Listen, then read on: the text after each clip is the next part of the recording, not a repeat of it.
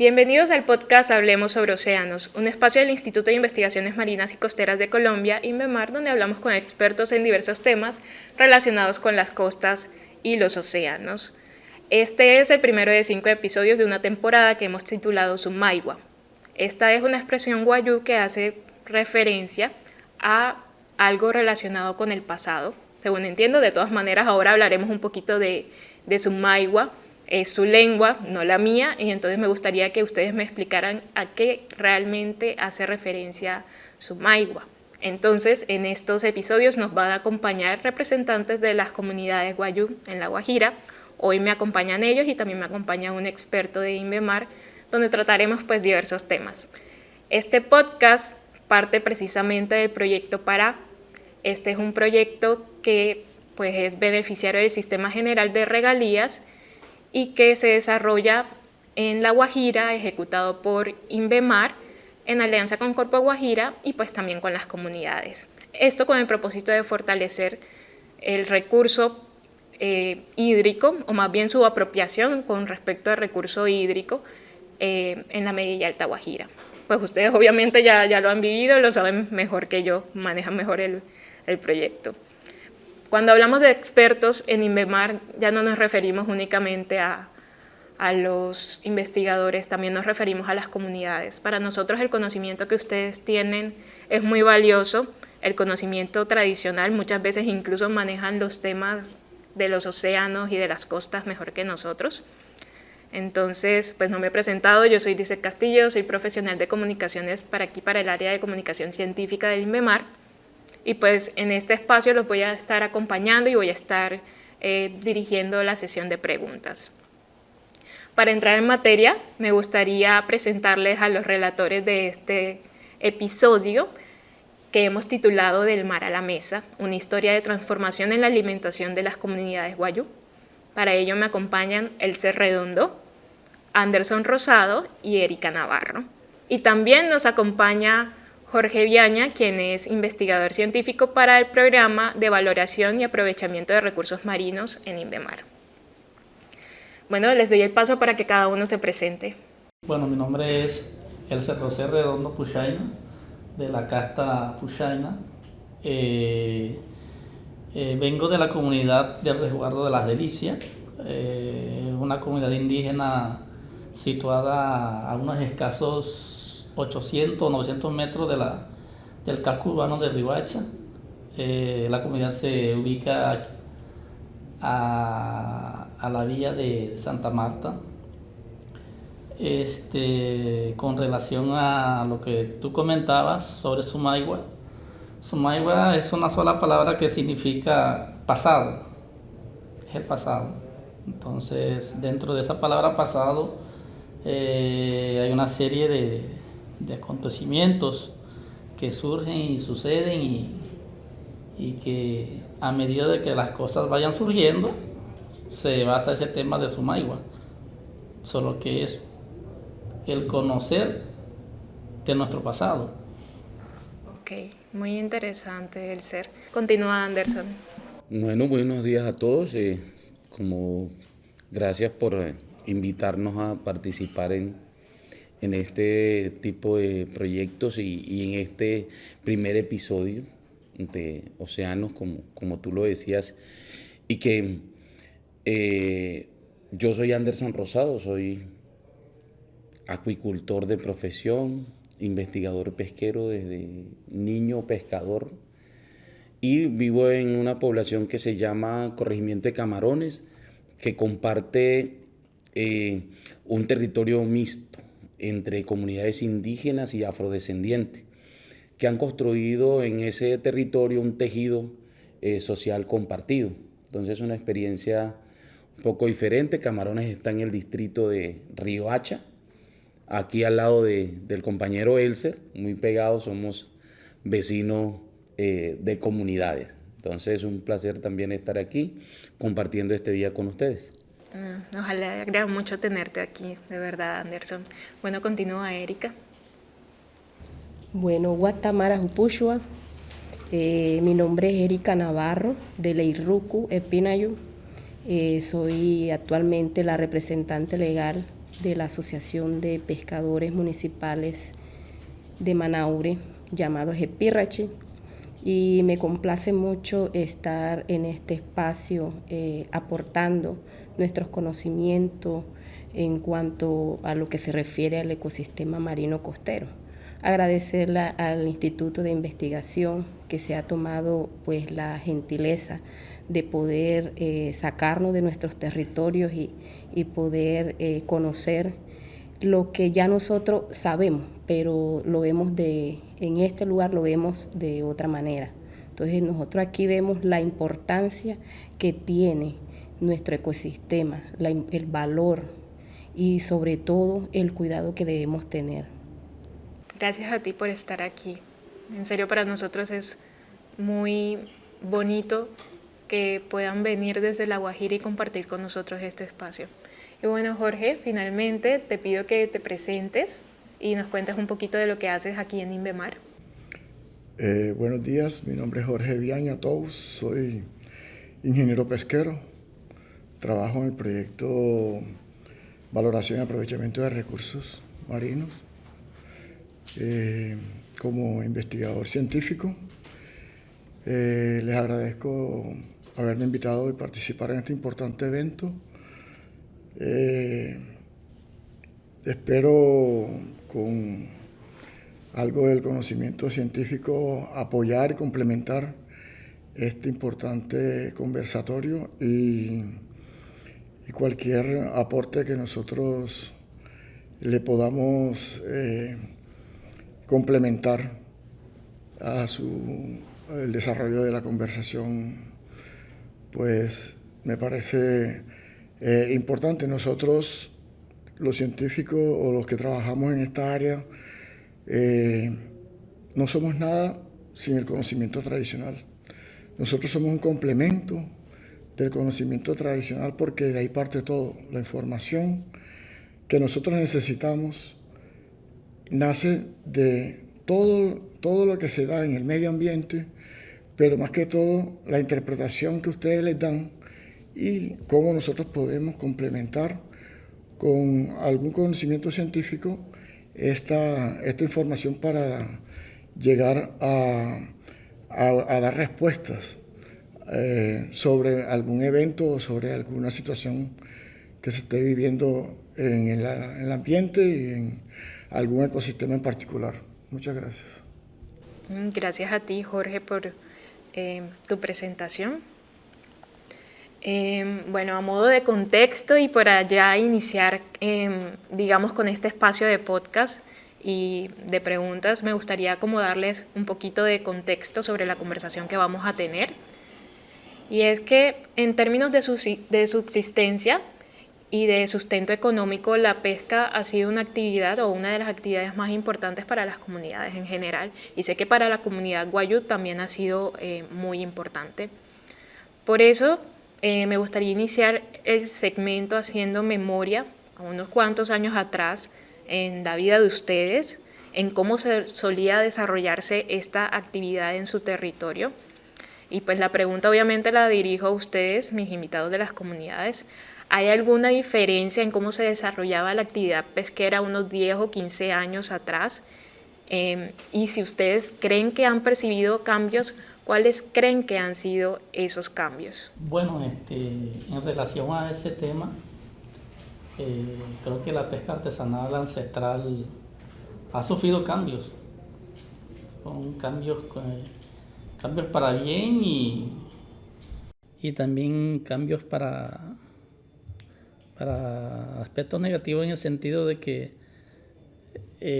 la costumbre del pescador de la Palanche, que anteriormente, alrededor de 25 o 30 años, comentaba mis abuelos, porque ellos son la fuente, ellos son la sabiduría de que nosotros los jóvenes pescadores partamos desde la experiencia que ellos tienen como pescadores. Entonces anteriormente ellos comentaban de que, por ejemplo, el pescador no se adentraba al mar, pescaba desde la orilla de la playa. con artes muy rupestres en el sentido, por decirlo así, en el término. Se pescaba mucho con arpón, que era una madera hecha del mangle rojo, con una puntilla de hierro. Entonces en eso tenía un pedazo de cabuya hecha por ellos mismos de algunas plantas que daban esa consistencia y esa resistencia para capturar ese gran pez, porque anteriormente los pescados eran demasiado grandes, que hoy en día a relación de eso lo podemos comparar. Es rareza que uno consiga un pez grande, y si lo consigue sería en las grandes profundidades, pero en la orilla de la playa no lo va a conseguir fácilmente. Anteriormente me comentaba mi abuelo, mi papá, mis tíos, que son pescadores de toda una vida. Ellos sabían a qué hora iban a capturar un robalo, o un bagre blanco, o un sábalo, como le llamaban ellos anteriormente, el nombre guayú aquí, yamura, que es el sábalo. Conocían su hora de recorrido. Son situaciones que hoy en día nosotros como pescadores jóvenes desconocemos todos esos comportamientos de cómo se desarrollaba esa faena de pesca anteriormente. En el sentido que digo que la pesca ha sufrido un cambio bastante impresionante, en el sentido de que a medida que nosotros, la población wayuu, la Palanche, que nosotros somos, Palanche significa hombre playero, pescador de playa, nos hemos sumido como que en el mundo occidental y hemos adquirido ciertas herramientas de trabajo que nos facilitan a nosotros a desarrollar una mejor pesca artesanal, porque hablar de pesca artesanal, nosotros todavía seguimos siendo pescadores artesanales. No nos podemos meter en ese grupo de que somos pescadores técnicos, porque en La Guajira eso todavía no está lejos. Hemos adquirido ciertas herramientas de que nos ha permitido desarrollar la pesca y nos ha traído beneficios, pero por un lado nos ha traído también ciertas desventajas, en el sentido de que no podemos decir que todas las comunidades han adquirido cierto arte. Cada comunidad representa un arte diferente a la cual ellos más se sienten como que identificados, manejan la destreza del arte. Ha tenido un impacto sobre la pesca artesanal muy fuerte. Como yo te decía, que hoy en día nosotros para conseguir una especie que nos represente buen valor es bastante complicado, porque por la misma situación de que nosotros no hemos sido como que muy responsables en esa parte, nos hemos como que metido sobre la pesca, como que no es sobre explotar, sino que hay una incidencia más permanente sobre la pesca. Entonces no nos estamos dando cuenta de que estamos viendo a ciertos puntos, a ciertos caladeros, todos los días pescando en esa misma zona, y no le estamos dando descanso a esa zona, y lo que estamos haciendo es un detenimiento de que en esa zona en un futuro ya no va a haber mayor captura. Y también el tipo de arte que se maneja, no estamos siendo responsables en esa parte. Entonces eso conlleva de que podemos podemos comparar la pesca de hoy con la del pasado. Era una pesca muy responsable, en el sentido de que el pescador, el Apalanche, capturaba solamente para su autoconsumo, y lo que le quedaba lo sometía a un intercambio, a un trueque.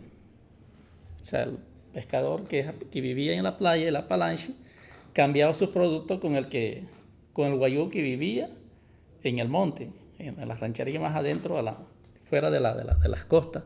Entonces se hacía un intercambio de productos, o sea, por el maíz, por el arroz, cosas así, carnes. y hoy en día es más comercial. Entonces ese sentido de que el intercambio del trueque, y eso se ha perdido. Porque ya últimamente nosotros nos volvimos más autosuficientes en el sentido de que nosotros pescamos, vendemos, compramos lo que necesitamos, nuestros insumos. Pero ese valor del trueque se perdió en el sentido de que nosotros adquirimos ciertas herramientas de lo que cuando nosotros comenzamos a mezclarnos con las personas occidentales. Y eso ha traído de que la juventud hoy en día no tenga ese conocimiento ancestral que tenían nuestros abuelos, que tenían nuestros tíos, o un amigo, que son los que ellos, o sea, porque los conocimientos son muy orales en las comunidades indígenas. Son orales, y si esa comunicación oral se vaya rompiendo, se vaya perdiendo, entonces los conocimientos de esa forma también se van perdiendo. Se pierde la información. Entonces, por eso es que a veces es vital de que a partir de nosotros, de nuestros mayores, tengamos ese canal de conocimiento para que ese conocimiento ancestral se mantenga en el tiempo. Porque si yo tengo ese conocimiento, si lo estoy transmitiendo, tengo que transmitírselo a mis hijos, a un sobrino que se dedica a la pesca. Y también, de otra forma, también esa información uno la canaliza en el sentido de que esa información, que en las comunidades indígenas pesqueras, esa información no la asimila, no la recepciona el pescador, pero por lo menos yo trato como que de llevar esa línea, de que ese canal de información no se pierda. Uno la forma a través de las enseñanzas en los colegios, en las escuelas, para que los niños aprendan de que cómo era que se pescaba anteriormente y cómo se ha sostenido ese conocimiento, y que ellos también tengan de que, digan, no, si anteriormente se pescaba de esta forma y fulano, ¿por qué pesca diferente hoy en día? Entonces, se hagan ellos ese interrogante de que por qué las cosas suceden y cómo uno tiene que conservarla a través de la línea del tiempo. O muchas veces mejorar ese conocimiento, cómo lo hacemos también más sostenible para la misma comunidad. Exacto. para ustedes mismos, y también para que puedan continuar subsistiendo esas especies. Bueno, te doy la palabra, Anderson. Bueno, como hacer la pregunta, hay dos tipos de cosas que tenemos que tener muy claras en la pesca. Y una era el inicio de los tiempos de la pesca, que como bien lo compartía el compañero Elser, era la pesca de subsistencia, que era a través de pescar con su arpón, con su nailo de curricán, que eran elementos muy artesanales que permitían que el pescador pudiera capturar un pez, un individuo. O sea, iba allá a la zona costera, veía un róbalo y con su arpón capturaba un róbalo. Eso le permitía llegar hasta la casa, poder tener la comida para la familia. Si necesitaba 2 róbalos, el segundo para hacer un trueque y traer yuca, plátano, maíz y esas cosas para complementar el pescado. Pero solo tenía el control en ese momento de capturar la cantidad que necesitara. A mediados de los años entró la nueva tecnificación o la tecnología. Al principio las embarcaciones eran rudimentarias, un cayuco, que así le conocemos nosotros en la costa de La Guajira, pues en otros le conocen como panga, como canoa, como chingue. Entonces para nosotros el cayuco era un trozo de madera entero, lo cobaban, le hacían su forma y él se podía desplazar a pescar allí a la zona muy cercana. Especialmente pescaban en las zonas de Madre Vieja, la desembocadura de los ríos, porque en esa zona era donde estaban los peces grandes. Contaban los pescadores de la zona de donde crecí, que por ejemplo ellos desconocían las redes de pesca. Y por allá a mediados de los 60, 64, 65, se desarrolló un proyecto X en la zona y trajeron un arte de pesca, que fue una red de enmalle fija, nosotros el transparente. Y la primera vez que la colocaron en el agua, solo fueron 45 minutos y capturaron más de 2 toneladas de pescado con esa red, tanto que tuvieron que sacarla del agua para evitar que siguiera capturando mucho más. Y lo hicieron a por lo menos 400 metros de la costa. Eso es nada, qué cantidad de peces. ¿Sí? Pero era muy abundante en esa época. Luego quisieron... Hacerlo nuevamente. No, pero alguien se inventó el comercio y allí empezó todo. Allí fue donde empieza el proceso de querer capturar más para tener dinero. De pronto, sí, bueno, el comercio se necesitaba, pero si lo hubiéramos usado de manera mesurada, más tranquila, no hubiera pasado ese proceso. Luego ya las embarcaciones no le daban porque eran muy pequeñas. En la zona nuestra, creo que como en todo el departamento de La Guajira, llegaron unas embarcaciones que conocíamos como las lanchas toco-toco, que todos nosotros conocemos, que es una embarcación de madera con una planta interna, por decirte, es como una motobomba, que le quitan la turbina y le colocan un eje para que dé impulsión a las embarcaciones. Eso vino desde las islas de Margarita en Venezuela.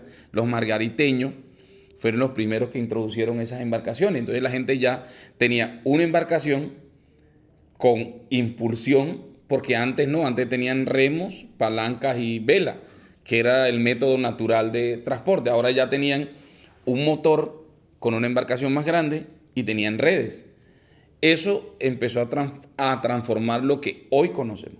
Entonces, si antes se capturaba, cuando me contaron los viejos, a 400 metros de la costa, luego se acabó esa abundancia de especies en la franja de la costa, pues decidieron ir un poquito más lejos porque tenían una embarcación con mayor autonomía, tenían redes y así sucesivamente. Hoy estamos yendo a 30, 35 millas, y ya no tenemos una red, tenemos 15, 20, 25 y ya el motor ya no es un motor interno, ahora es un motor fuera de borda con 40 caballos de potencia, 60, 80 y ya luego vino la pesca industrial y así sucesivamente. Entonces, pero eso lo que ha hecho en el contexto nuestro es empobrecer nuestras comunidades. Porque no nos hemos enriquecido con la pesca. Los pescadores artesanales no hemos hecho dinero, ni somos millonarios del tema de la pesca. La pesca sigue siendo la misma pesca, con técnicas menos inadecuadas, porque seguimos siendo los mismos pescadores que capturamos el pescado para comer y que hacemos el mismo trueque. Pero ahora no se lo cambiamos por yuca y plátano a los compañeros, a la misma etnia guayú, ni a los hermanos de la Sierra Nevada que bajaban desde la Sierra Nevada acá en Santa Marta hasta La Guajira a llevar su plátano, la malanga para poderlo cambiar. Ahora lo cambiamos por dinero. Y queremos siempre capturar más para tener menos dinero, porque ahora el dinero vale menos. Y los gastos ahora son mayores, combustible, todo ese montón de cosas. Entonces la transformación ha sido grande para terminar volviéndonos nosotros como que el pescador artesanal más pobre. Y entre más días como que crece más esa pared de gastos y de inversión, y ya incluso hay pescadores que fían la faena. Van a pescar y ya le deben a alguien antes de salir a pescar. Entonces, esas cosas nos han conllevado a lo que es la realidad del tema de la pesca. Sí, ha cambiado mucho. Es un poco fuerte eso y paradójico también, porque buscando enriquecerse por la pesca, entonces terminaron empobreciéndose más. Yo no sé si de pronto Erika tiene algo que aportar con respecto a eso. Bueno, sí, para complementar lo que aquí los compañeros Anderson y Eiser nos han contado un poco sobre cómo ha sido esa transformación referente a las faenas. Pues voy a hablarle de hace 20 años exactamente. Una faena podría ser de 1 tonelada, solo con una lancha, un motor de 40 caballos, 5 tripulantes que son los pescadores en la Palanchi. ¿Cómo se ve esa diferencia hoy en día? Pues hoy en día escasamente pues no se está produciendo nada, el mar no está produciendo, porque pasa que se hacen las faenas de pesca y hay ocasiones en que ni un solo pescado se ha podido traer. Triste, lamentablemente, pero esa es la realidad que estamos viviendo nosotros con nuestra riqueza que ha sido el mar de nuestra zona costera. Pero esa disminución ha sido bárbara, porque yo podría calcular más o menos un 70% de disminución de lo que se ha disminuido la producción de hace 20 años ahora. Entonces ha sido una situación que de pronto algunos no lo ven así de grave, pero yo pues lo estoy viendo bastante grave, porque eso quiere decir que se está acabando con ese ecosistema marino que nosotros tenemos, que de pronto lo hemos hecho no razonablemente, o sea, no hemos sido razonables, o de pronto por desconocimiento pensábamos de pronto que esto nunca se iba a acabar, de que todo el tiempo iban a haber seres dentro del ecosistema marino permanentemente, pero la realidad ha sido otra, y es que hoy por hoy nuestro ecosistema marino está deteriorado, bastante acabado. Como les dije, ya nosotros podemos verlo en una faena de pesca. Lamentablemente a veces sacando cuentas de los días diarios que se hace la faena, pues un día puede traer 100 kilos de pescado, al otro día puede traer 400 y al otro día no puede traer nada. Entonces eso está pasando, esa es la realidad que estamos viviendo hoy en día. Lamentablemente pues el ser humano ha sido pues aquí el factor, el que ha producido todos estos daños, pero pues de pronto eso ha sido un desconocimiento que nosotros como cultura, como indígenas guayú que somos, desconocíamos. Porque si bien nosotros hemos también estado en ese cambio, porque la era de la vida pues es así, ha ido de transformación en transformación, y de hecho algunas han sido buenas para el ser humano, pero otras no. Entonces nosotros también como seres humanos hemos evolucionado y hemos transformado, pues la pesca, como lo decían los compañeros, anteriormente se hacía pues en una canoa que nosotros le llamamos allá un cayuco. Lo hacíamos con el viento, aprovechando el fuerte viento que nosotros poseemos, con una vela. Eso se hacía pues muy naturalmente, una pesca muy responsable, pero que ahora nosotros hemos visto esa explotación tan masiva, y que es la que nosotros hoy por hoy debemos de reflexionar y buscar esas estrategias de poder mitigar ese daño que estamos causando, y que podamos también ser parte de ese equipo de guardianes que hoy existen, gracias a Dios que existen, pues esos guardianes que protegen, que están siempre en defensa de estos ecosistemas marino-costeros. Y también pues nosotros llevar esta socialización a las comunidades, a todo el sector pesquero, de que en algún momento puede que no exista nada.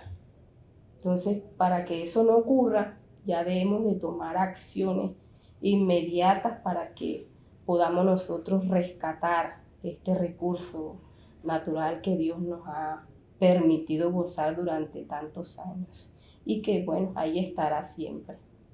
Pues eso ha sido el impacto que ha causado de un tiempo para acá y que hoy estamos viviendo como que ese descontento de que vamos a faena y no traemos nada. Entonces eso ha sido bastante bárbaro, bastante fuerte para nosotros. Bueno, muchísimas gracias por tu intervención, Erika. Ahora, de momento ya hemos hablado como un poquito acerca de cantidades, ¿verdad? Me decían que antes había muchísima más cantidad de peces, pero entonces no sé si de pronto saben de especies, si de pronto antes encontraban otro tipo de peces. Y también me gustaría saber si de pronto, si alguno pues fue pescador de chiquito con sus familias, también si de pronto me quieren contar como alguna anécdota. ¿Sí? Sí, claro. Bueno, yo tengo una anécdota que me sucedió. Bueno, antes de eso, a lo que tú comentabas, yo soy pescador desde niño, Me porque decías. dentro de las comunidades indígenas, el niño desarrolla esa destreza a temprana edad, a la edad de 10, 11, 12 años. De pronto cuando uno tiene esa primera noción, la tiene uno como que a la edad de 6, 7 años.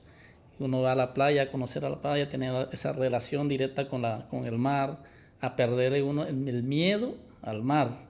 Entonces, partiendo de eso, nuestros padres nos llevan a una faena de pesca muy cerca de la costa para que uno vaya explorando qué hay más allá todavía y por un lado uno va perdiendo ese miedo de que, porque a veces mi papá me comentaba que me decía, hijo, cuando vayas al mar, no le tengas miedo al mar, porque el mar es un ser viviente. Y si esas palabras nunca se me olvidan. Si tú le demuestras miedo al mar, el mar te va a comer, me decía. O sea, me va a comer en sentido de que si yo no estoy apto, no tengo esa experiencia para gobernar una embarcación frente a una situación, ya sea una fuerte brisa o tropezón o un mal tiempo, si yo no doy para maniobrar ese tiempo, tengo riesgo de que esas personas que van conmigo a pescar corren el riesgo de perder la vida, inclusive por una irresponsabilidad mía. ¿Por qué? Porque le sentí miedo al mar. Entonces es eso. Entonces él dice, el mar está hecho de desafío. Entonces el mar te hace a ti ser un buen pescador. Y él tiene toda la razón porque he enfrentado situaciones fuertes en el mar durante mi adolescencia, parte de mi vida ya mayor. Y el mar está lleno de retos. Entonces una vez yo recuerdo que yo salía a jugar fútbol, me gusta mucho jugar fútbol. Entonces estaba en la comunidad, yo venía de un internado en La Guajira que se llama el Internado de Aremazán, y eso queda en el municipio de Uribia. Y yo duraba todo el año interno allá. Y entonces en vacaciones yo aprovechaba para ir a pescar. Y cuando yo regreso, me dice mi papá, bueno, hijo, te va a tocar ir a pescar porque descansaste bastante durante todo el año, estudiaste, te preparaste. Y entonces, vaya pescando. Y yo con esa curiosidad, porque tenía rato que uno no se mete al mar, entonces uno dice, vamos a pescar, porque en esos tiempos había abundancia de pesca con el palangre. Eso cuando el palangre estaba de moda. Uno iba a pescar palangre y se venía con 200, 300 kilos de pargo rojo. Y un día, después de regresar de jugar fútbol, sentí una sensación de que no quería ir. O sea, algo me decía, no vayas a pescar. Bueno, yo me acosté a dormir y le dije a los muchachos que aproximadamente 8 de la noche íbamos a salir a la faena. Y me recosté por ahí como tipo 6:30. Bueno, dice, voy a lograr un poquito de sueño porque el capitán de la embarcación, el que iba a gobernar soy yo, y conocía dónde iba a pescar. Y Y en ese momento, cuando yo estoy durmiendo, comienzo a soñar de que a través del sueño se me acerca una muchacha muy bonita y me dice, levántate, ya es hora de irse. Y entonces yo en ese momento yo trataba como que yo la tocaba, se sentía tan real que yo la tocaba a ella, pero yo quería ver su rostro porque ella tenía el pelo hacia acá. Y entonces ella me dijo, no, entonces ella no se dejaba tocar el rostro. Entonces, sí, y ella me decía, pero vamos, que ya es hora. Y me dice, vamos porque en tal parte hay un corral de ovejos para ti. Está así, me lo explico. Y yo me levanté y le digo a mi papá, yo tuve un mal sueño, le digo. ¿Qué pasó? ¿No? Soñé así. Y me decían, no, esos son sueños.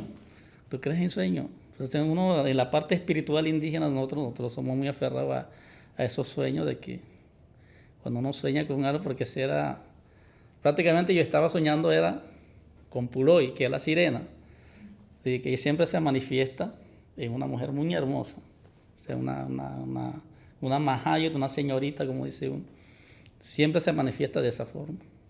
Pero a veces cuando ella se manifiesta te da señales buenas, pero que más adelante esos sueños tienen consecuencias. Y bueno, me fui con toda la duda que llevaba. Bueno, no le dije nada a los compañeros, los muchachos. Realmente eran dos primos míos muy jóvenes, estaban a la edad de 12 años. El mayor tenía 12 años, el otro tenía 10 años. Y el mayorcito de ellos era mi persona a la edad de 18 años. Bueno, y nos fuimos, nos aventamos. Y jugando, y estoy casi como a 25 millas, pasando por el frente de Chuchupavé. De ahí teníamos que llegar al punto como a 6 millas más afuera. Y entonces yo tuve la sensación de, bueno, aquí es. O sea, con la percepción yo te dije, aquí es. Y le dije a los muchachos, tienen los banderines y ponen las farolas y tiramos, nosotros nos acostumbramos a pescar el palangre a máquina, o sea, no nos aprovechamos ni siquiera ni el viento, sino que uno tira a máquina para que el arte pueda calar más rápido y se podía desarrollar la faena varias veces en la noche, tipo 7 o inclusive hasta 6 veces. Bueno, y dejamos descansar el palangre un rato y levantamos el primer lance. Y eso venía saque paro. Y yo los pelos más contentos. Y yo decía, en Elcer, ya tenemos más como 70 kilos. Vamos a volver a tirar otra vez ahí. Le dije, volvimos y tiramos otra vez. Que ya el sueño me había dicho de que esa zona, por ahí había paro, que eran los ovejos que ella decía. Sí, entonces, en una de esas, cuando nosotros ya vamos a revisar la segunda faena, el segundo lance, nosotros nos dirigimos al banderín final y por X y ese motivo de la vida, por ahí andaba la embarcación de la Armada.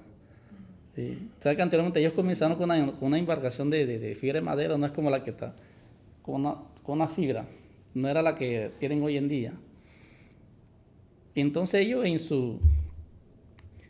su operativo vieron las luces y dicen que se le hizo mucho sospechoso la farola, porque de hecho nosotros somos los únicos que pescábamos con farola, porque las otras embarcaciones pescaban con unos focos muy artesanales y nosotros andábamos con farola.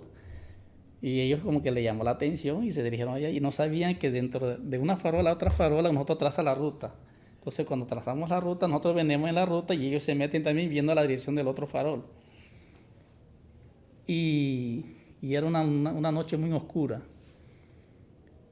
Y entonces yo al muchacho que venía gobernando la embarcación, porque la función mía como capitán, cuando yo los llevo al punto de zona y tiro, entonces yo ahí me reposo. Se coge todo el timón, que cuando una vez uno levanta el palangre otra vez y me toca a mí, yo me paso y ellos se pasan a revisar.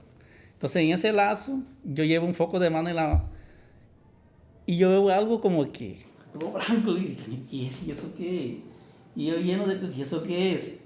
Y en vez de ser curioso, en vez de prender el foco, no lo prendí. Y veo eso que viene así inmenso, y cuando yo le dije, cruce, cuando ellos quisieron cruzar, nos pasa la embarcación por encima. Es una lancha rápida grandísima. Nos pasó por encima. De ahí no supe más nada. Yo sentía que iba cayendo como en un abismo, así, como en un oscuro. Y iba cayendo. No supe más nada.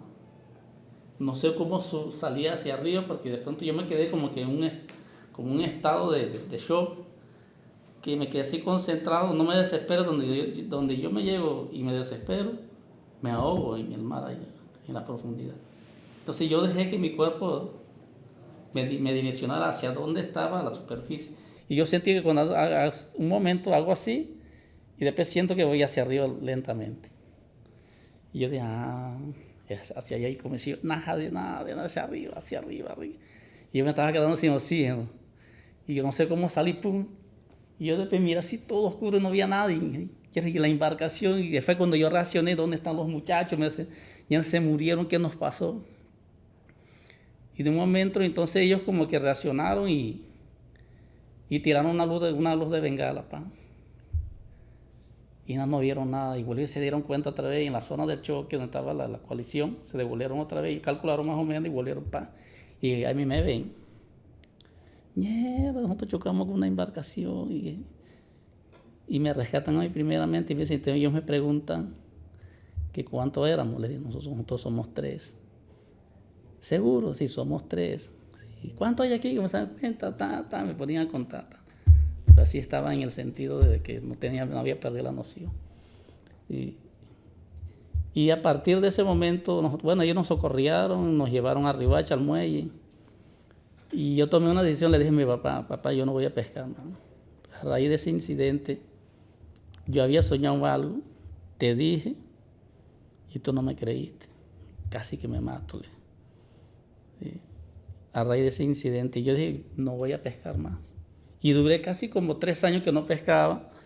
Entonces yo dije, me voy a volver como un pescador de temporadas. Pero ya no pesca, no era como, o sea, la pesca mía ya no era como anteriormente, que era diaria. Entonces yo digo, me voy a dedicar a pescar los fines de semana. Pescaba los fines de semana, salía viernes, sábado y domingo me quedaba. Y así me la he mantenido. A raíz de ese incidente yo aprendí una lección de que no, para que uno esforzarse y sacrificarse en alta mar, sabiendo que uno a veces en el mar se encuentra muchas adversidades y uno puede correr hasta perder la vida. Puede ser un choque con una embarcación o tropezar un mal tiempo. O sea, vidas se han perdido bastante de esa forma. Entonces de ahí y me dice, no, tú eres buen pescador, ¿qué te ha pasado? No es eso, sino que aprendí una lección de vida.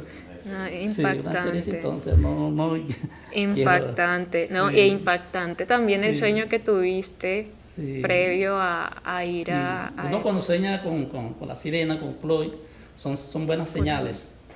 Son buenas señales en el sentido de que...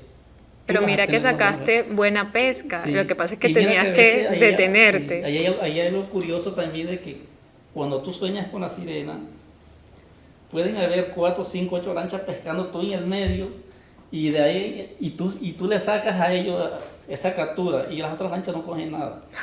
Es algo curioso. La suerte está contigo, Sí, básicamente. entonces dicen, no, él es de suerte, no es de suerte, sino porque ya uno sueña, y muchas veces esos los sueños uno los revela a uno porque revelarlo se daña.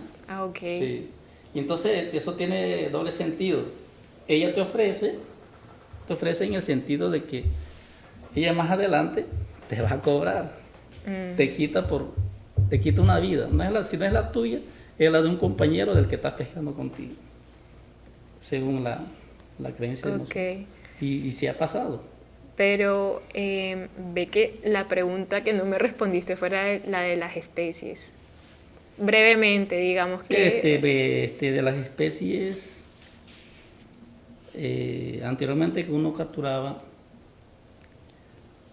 hoy en día es complicado conseguir una especie, por ejemplo, como el caso de del sábalo, del robalo, del bagre blanco, esos lebranches grandísimos que se capturan. Ya tú encuentras un lebranche pequeño, es rareza que uno consiga un lebranche grandísimo.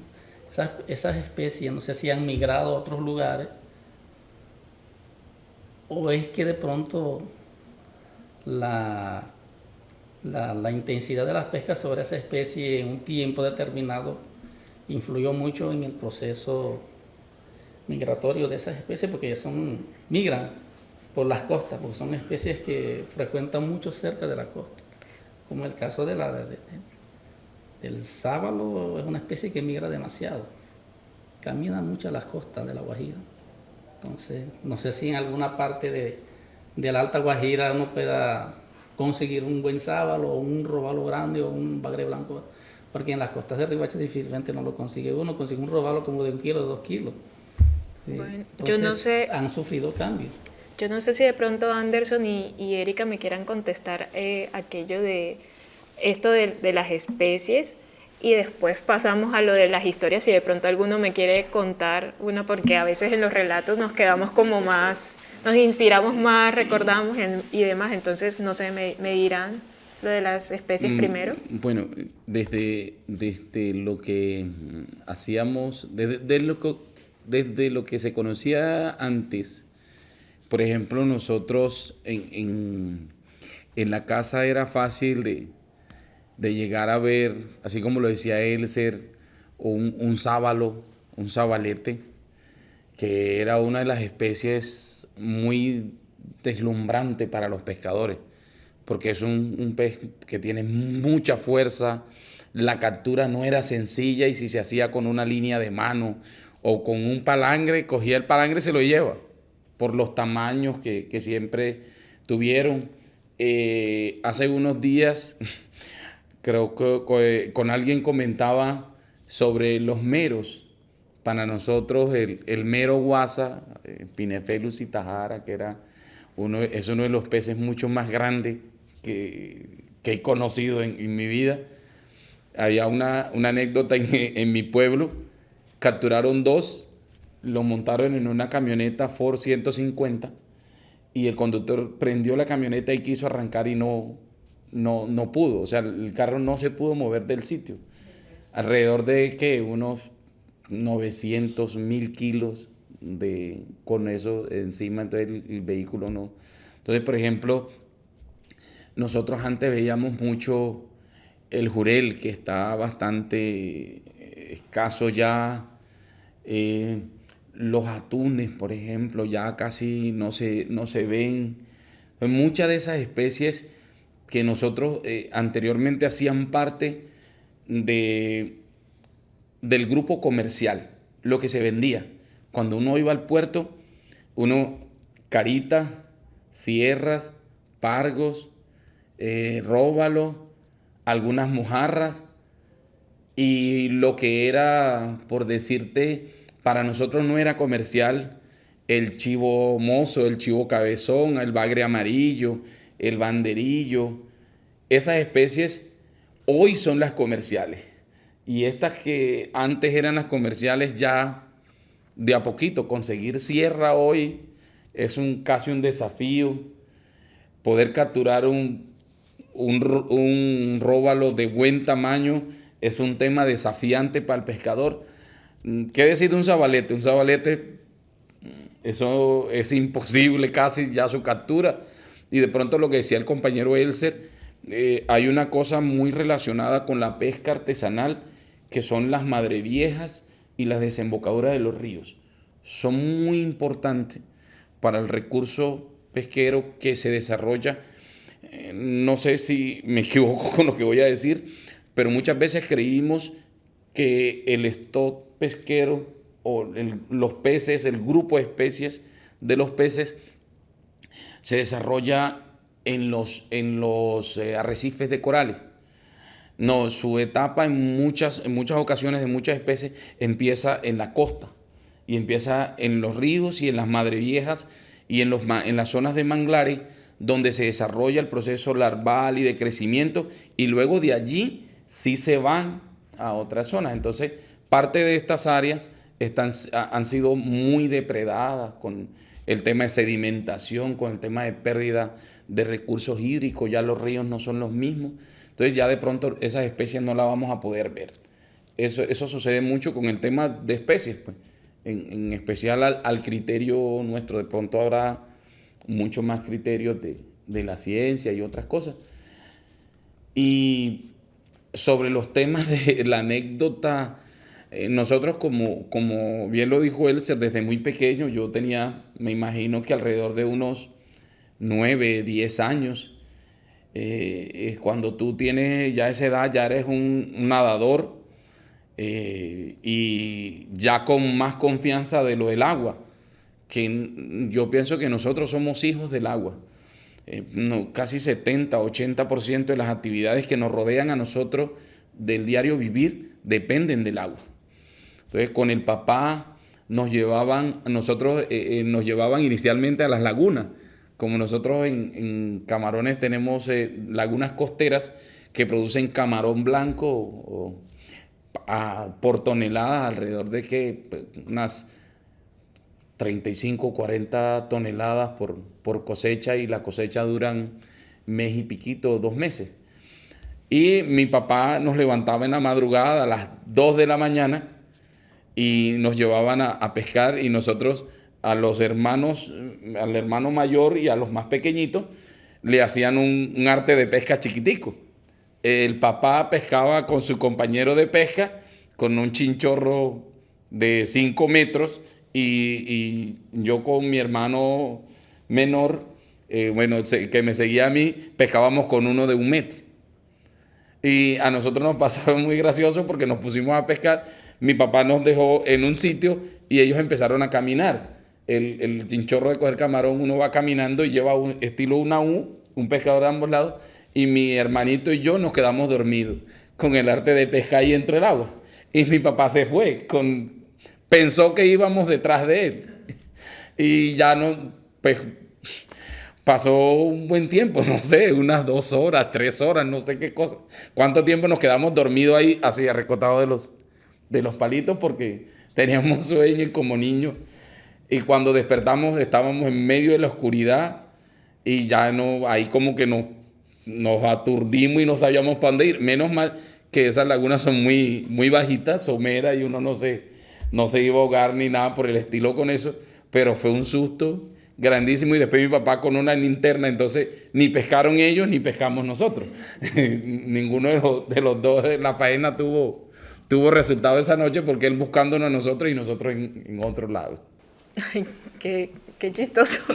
Sí, es bastante chistoso. No sé si ahora, Erika, ¿quieres aportarnos algo? Bueno, sí.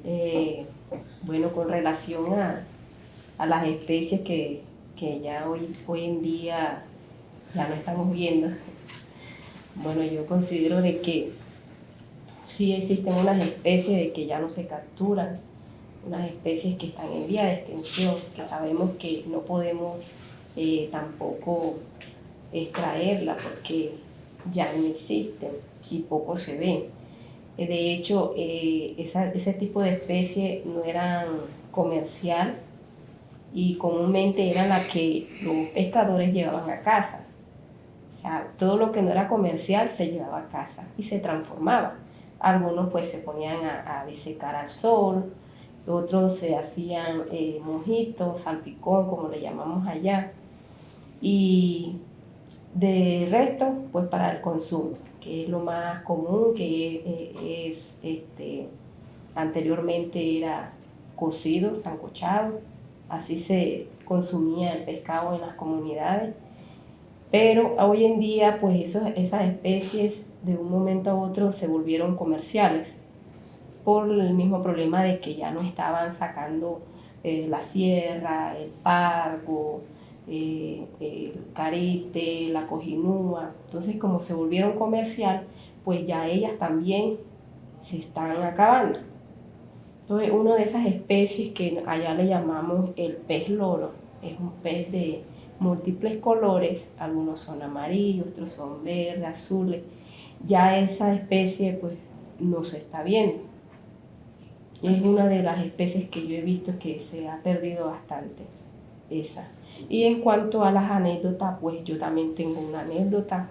Yo tuve una salida al mar, una pesca que, bueno, en su momento, pues todo era muy chévere y muy divertido. De ver a los peces, de poder sacarlos con un palanque, de poder tocarlos, de poder tener esa cercanía con el mar, con el agua, con los peces, muy interesante y de verdad que es el trabajo del pescador es una tarea muy arriesgada, se arriesga mucho. El mar ha cobrado muchas vidas de nuestros pescadores que muchas veces pues desaparecen, nunca más son vistos. Entonces yo siempre le he dicho a los pescadores pues y lo he resaltado, de que eso es una labor muy grande, muy importante, porque al ir a una faena se está exponiendo la vida, no sabemos si regresamos. Entonces eso es un trabajo muy, de pronto que algunos dirán, no, vamos a comprarle los productos a este precio. Entonces yo digo, no, eso es valioso, porque ustedes hacen un esfuerzo grande de ir hasta allá, aguantar sol, aguantar brisa, muchas veces el mal tiempo, ocurren accidentes, que algunos cobran vida, entonces es una tarea tan importante que hoy en día pues es el trabajo más mal pagado que hay. Y bueno, entonces para terminar de contar mi anécdota, cómo me terminó de ir en esa pesca, pues muy mal, malísimo, porque me mareé mucho, porque las olas del mar me tenían ya mareada, entonces comencé a tener náuseas y todo eso, y yo dije, no, la pesca no es para mí. Sí, okay. Esa es mi anécdota. No, bueno, algunos más que otros tienen habilidad para eso, ¿verdad? En la conversación que hemos tenido, ya ustedes han mencionado que hay ecosistemas que se han ido deteriorando con el paso del tiempo. Los manglares son conocidos como, o sea, la cuna de peces y otras especies marinas. En el caso de La Guajira también están los pastos marinos, que de hecho tienen una cobertura de alrededor del 85% en la zona donde ustedes viven, que es precisamente La Guajira. Y sin embargo, los ecosistemas con el paso de los años se han ido deteriorando. Por eso, a mí me gustaría que Jorge, nuestro experto de INVEMAR, nos explique un poquito acerca de ese deterioro de los ecosistemas. Si puedes también como iniciar diciéndonos qué es un servicio ecosistémico, cómo funcionan esos servicios ecosistémicos o cómo proveen para los peces y finalmente para la actividad de pesca, y por qué sucede esta disminución en los peces que nuestros invitados mencionaron, y también esa degradación de la biodiversidad. Bueno, muchas gracias. Sí, estos recursos ecosistémicos básicamente son los servicios que nos prestan, los bienes y servicios que nos prestan ciertos ecosistemas, como son los manglares, como son los pastos marinos. Estos recursos ecosistémicos vienen siendo lo que nosotros nos beneficiamos como humanos y las especies se benefician para sus ciclos de vida. Me atrevería a decir que son de vital importancia para el ser humano y para las especies. Sabemos que no son constantes en el tiempo. Si nosotros hacemos un mal uso de estos recursos ecosistémicos, vamos a ir deteriorando los hábitats esenciales de las especies que, como bien lo dijiste, se desarrollan y que van a proveer de esta biodiversidad al medio marino, el medio donde nosotros nos beneficiamos o toda la parte que la pesca se beneficia. Estos servicios, estos recursos ecosistémicos, entre ellos está la biodiversidad. Si nosotros no cuidamos el ecosistema como tal, me refiero a los pastos marinos, a los corales, hacemos malas prácticas de ellos, malas prácticas implementando artes de pesca que remueven ese tipo de pastos, o malas prácticas de navegación, que pasamos por zonas que son someras y las hélices hacen daño al pasto de tal forma que crean surcos.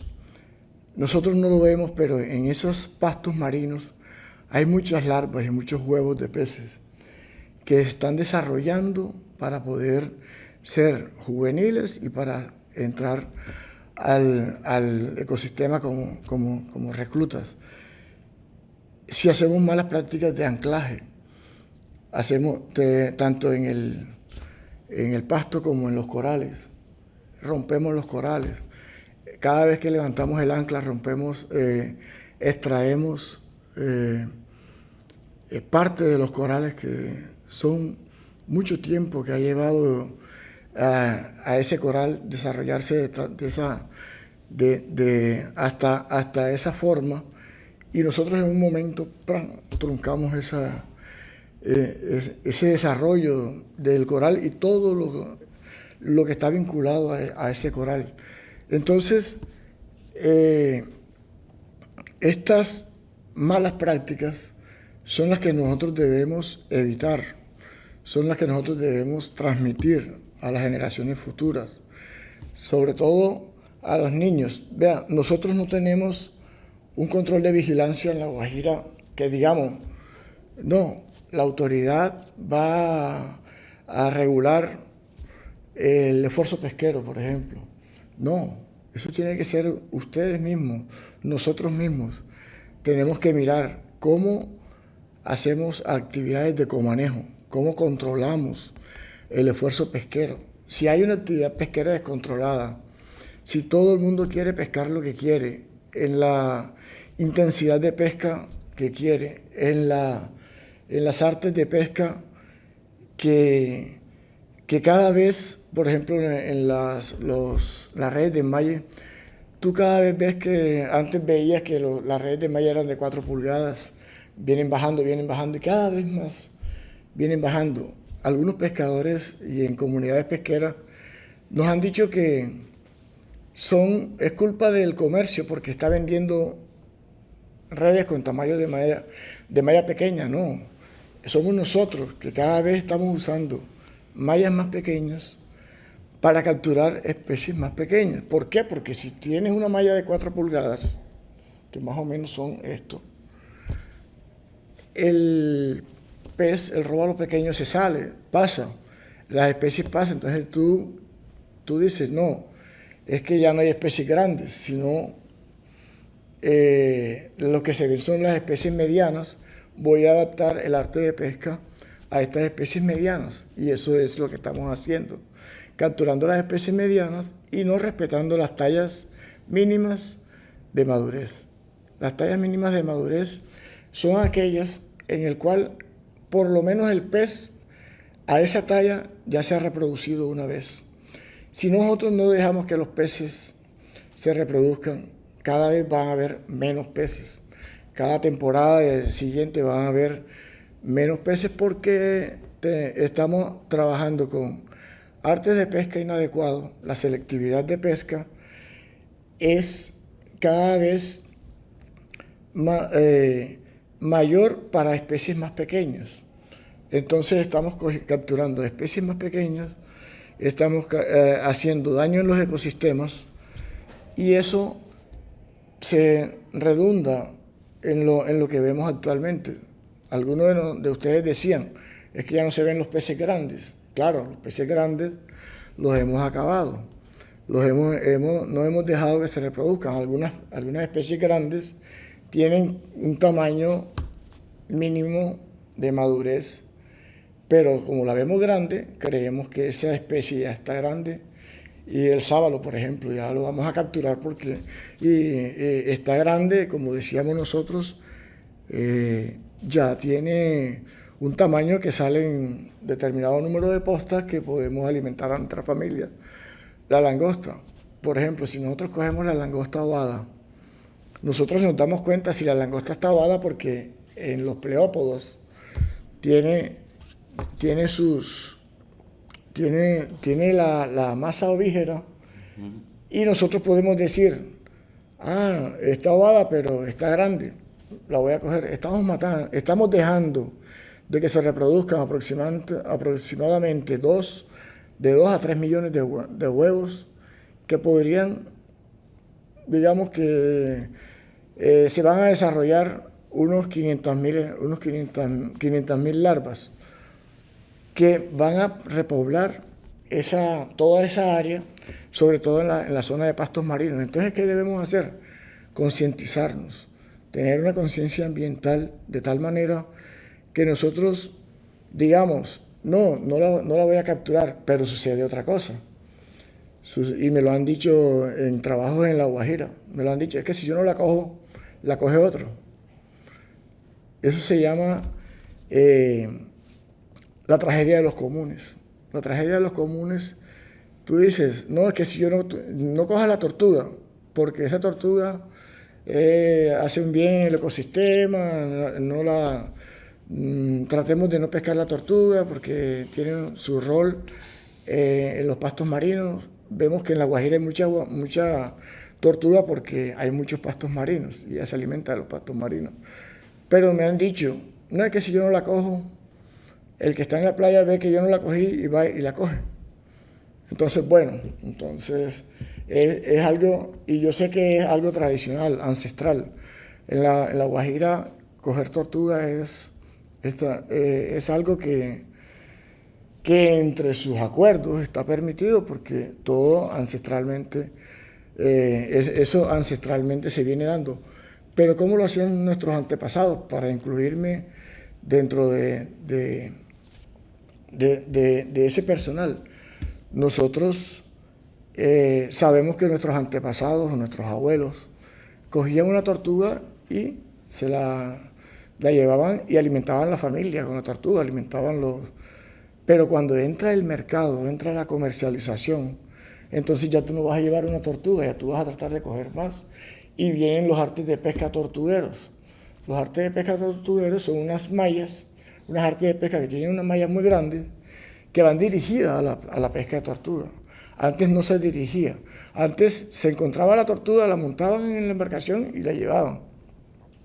Cuando ya tú diriges un arte de pesca a una captura de objetivo como la tortuga, y si hay quienes la comercialicen, entonces vas a tener como ese incentivo de seguir pescando para que puedas solventar la necesidad de quien las compra.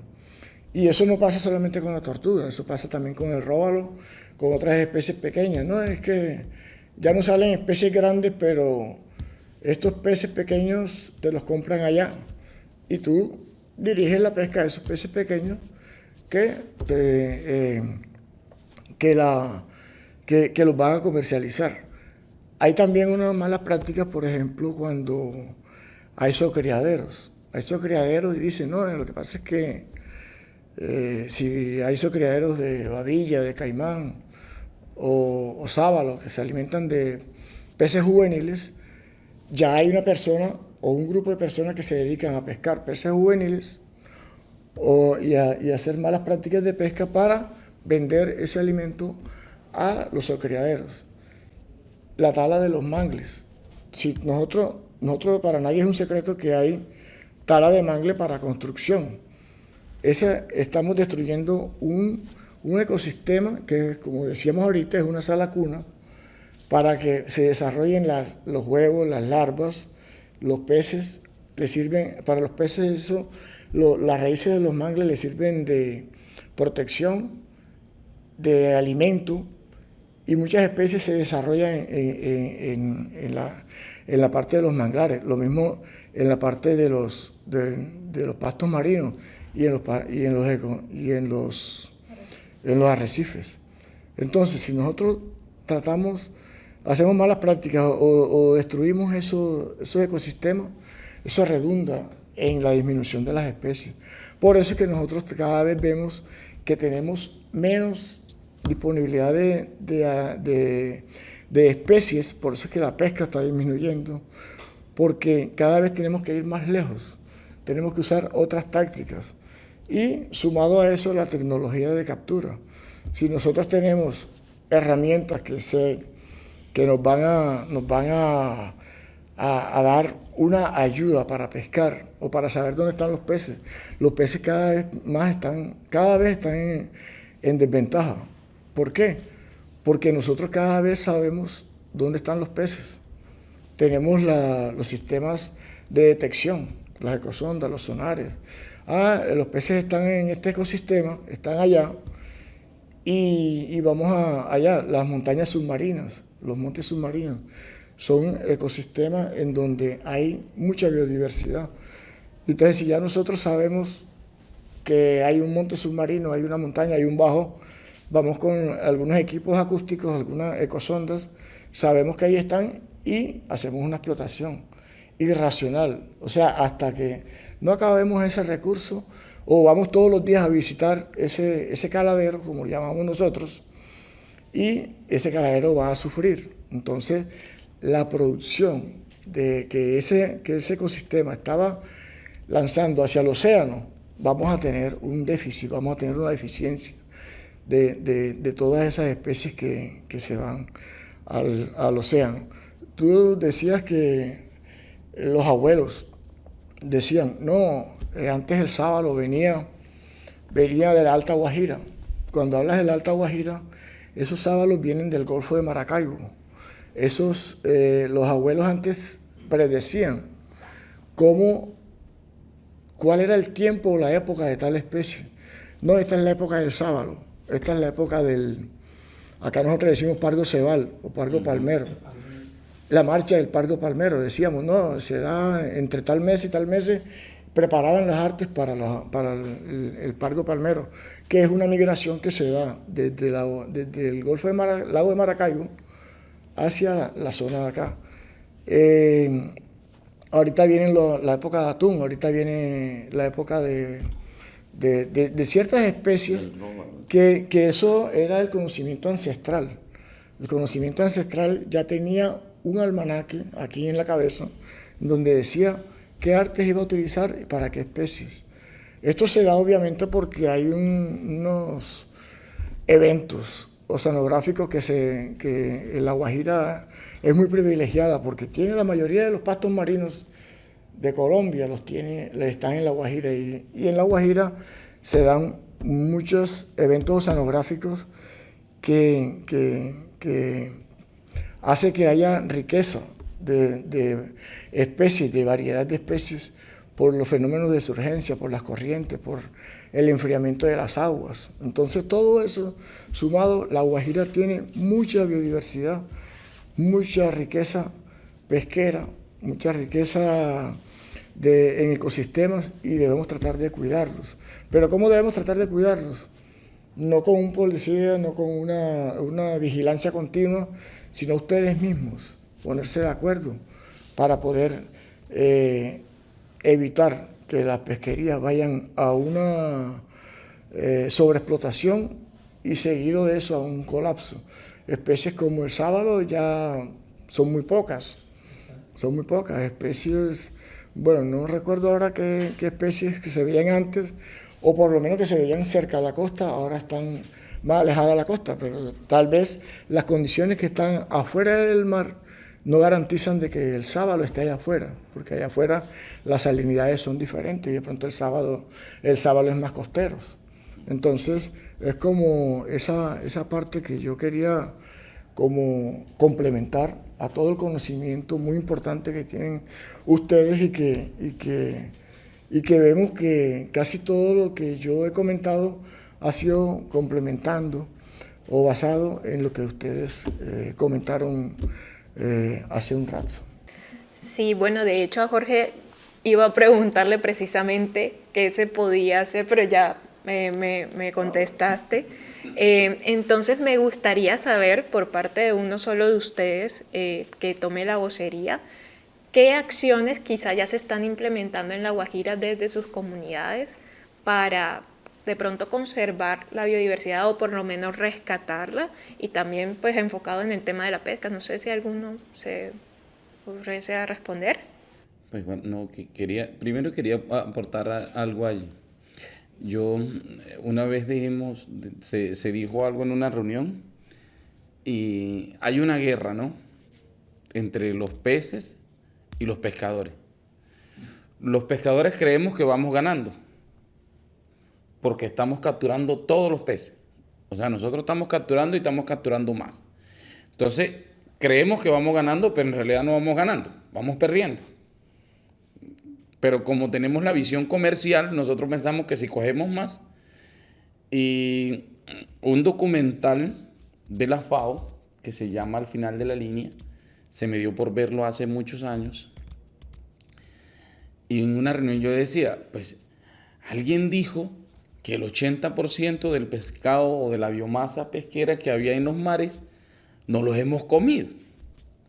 Y alguien me pregunta, ¿quién dijo eso? La FAO. ¿Y quién es la FAO? Pues la FAO es una de las organizaciones a nivel del mundo que ha estudiado todo lo que se... Ah, no, pero ese es el cuento de la FAO allá. La FAO no conoce la Guajira, así me dijo. Yo, bueno, listo, sí, la FAO no conoce la Guajira. Pero sigamos en la guerra y pensemos que estamos ganando. Creo que la guerra más absurda que hemos hecho, y lo decía nuestro compañero acá de Inbemar, es eso, la capacidad que ha adquirido hoy la pesca, y no la pesca artesanal, porque también separemos, los pescadores artesanales no tenemos los equipos tecnológicos para eso.